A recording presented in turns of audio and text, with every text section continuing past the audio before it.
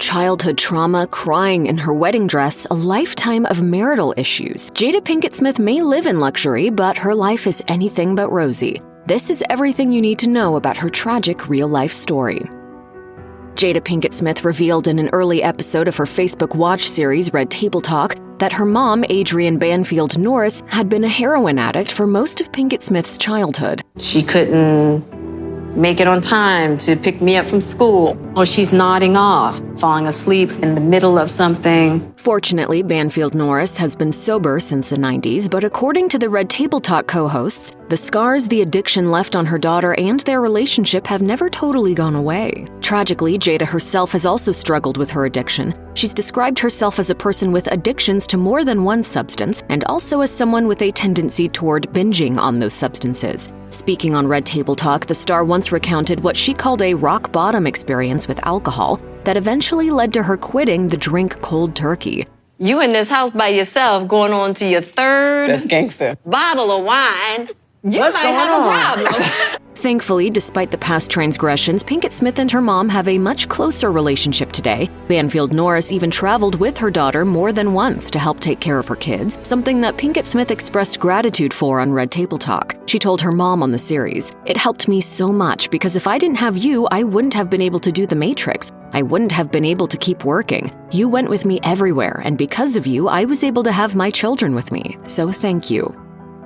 In an episode of Red Table Talk, Jada Pinkett Smith opened up about struggling to forgive her late father, Robsell Pinkett Jr., who died of an overdose. Pinkett Jr. was not there throughout his daughter's childhood. He instead reached out only after Pinkett Smith beat the odds and achieved success in her career. The issue for me was when I got into the position that I got in.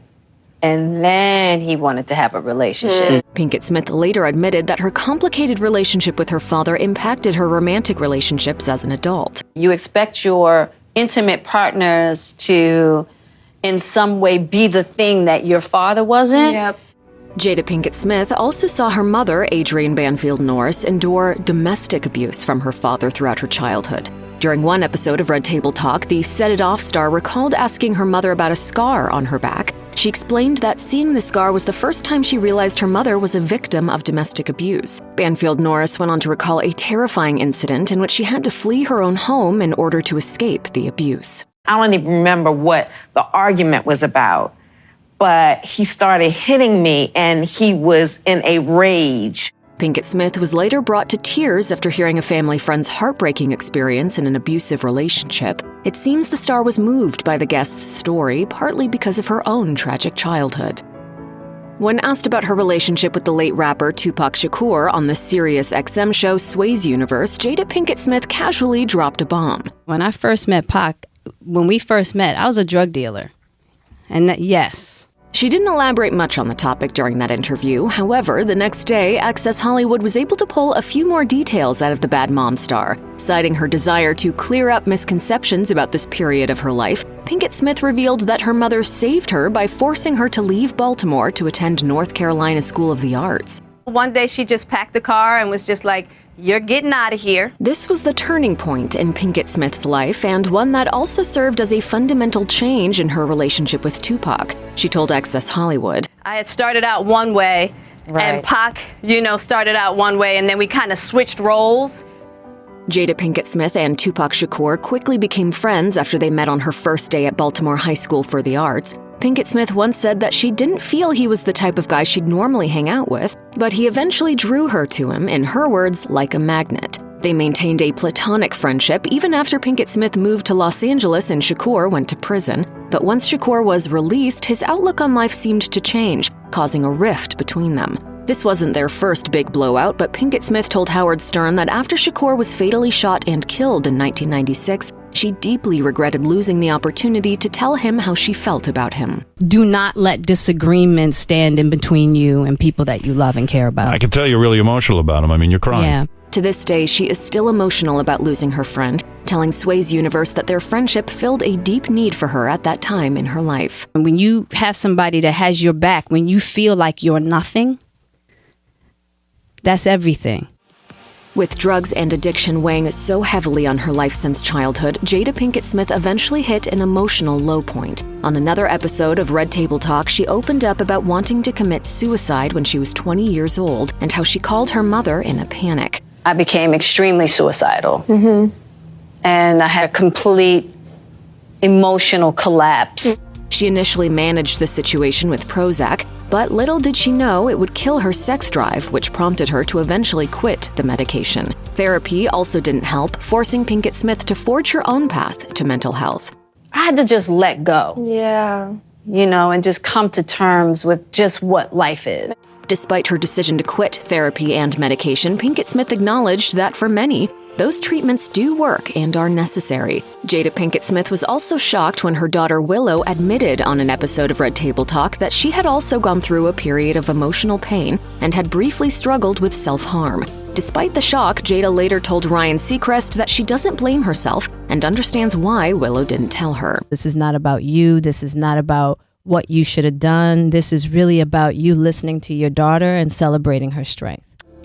While her marriage to Will Smith has been total relationship goals for many of us, Jada Pinkett Smith has admitted that for the longest time she didn't want to get married. The Girls Trip star explained that she was already 3 months pregnant at the time that she got married to Will Smith. She said that she felt pressured to have a wedding and was actually in tears as she walked down the aisle. She recalled on an episode of Red Table Talk, "My first trimester was horrible, and I was so upset that I had to have a wedding. I was so pissed." She also said she was never a fan of the idea of marriage in general. I just never really agreed with the construct. Exactly. I just don't agree with it. I never have. I still don't. Will and Jada prefer to call themselves life partners rather than being married. As she told People, "I needed a different form to dissolve all the expectations that I had of a marriage. I needed to do that to see Will outside of husband and see him as a human being." On another episode of Red Table Talk, Jada opened up about the serious marital struggles she and Will Smith had dealt with. She said that early on in their marriage, she felt she was living a life that seemed beautiful on the outside, but was actually in many ways inauthentic. Will, who also appeared on the episode, admitted that his desire to shower Jada with beautiful things, including a mansion and lavish 40th birthday party, was more about his own emotional needs than hers. "What I realized is I was building a picture. I grew up in a household where I was scared and watched my father beat my mother up, right? So I was gonna build the complete opposite of that. I had a public perception that I wanted to project of our relationship." Jada recalled being unhappy and yet confused at the same time, since her life on the outside was picture perfect. Mommy woke up and cried 45 days straight. Fans may recall that Pinkett Smith previously revealed she was romantically involved with singer August Alsina during a period of separation in her marriage. It appears that the infamous entanglement brought the couple closer together in the end. She told Will, "One of the things that I'm deeply grateful for in this whole process between you and I is that we have really gotten to that new place of unconditional love." So I really think that it takes a lot of work separately, honestly, in order to have a good union.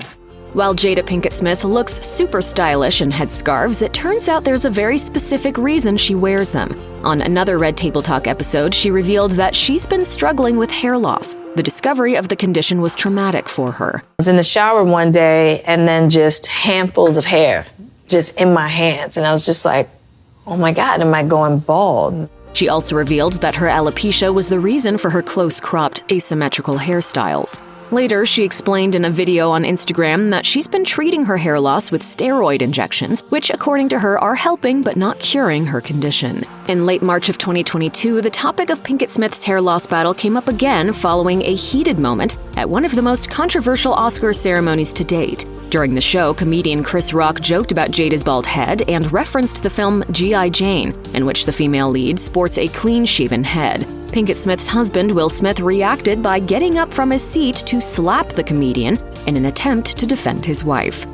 If you or someone you know is struggling with domestic abuse, please call or chat online with the National Domestic Violence Hotline at 1-800-799-7233. If you or anyone you know is having suicidal thoughts, please call or chat online with the National Suicide Prevention Lifeline at 1-800-273-TALK-8255.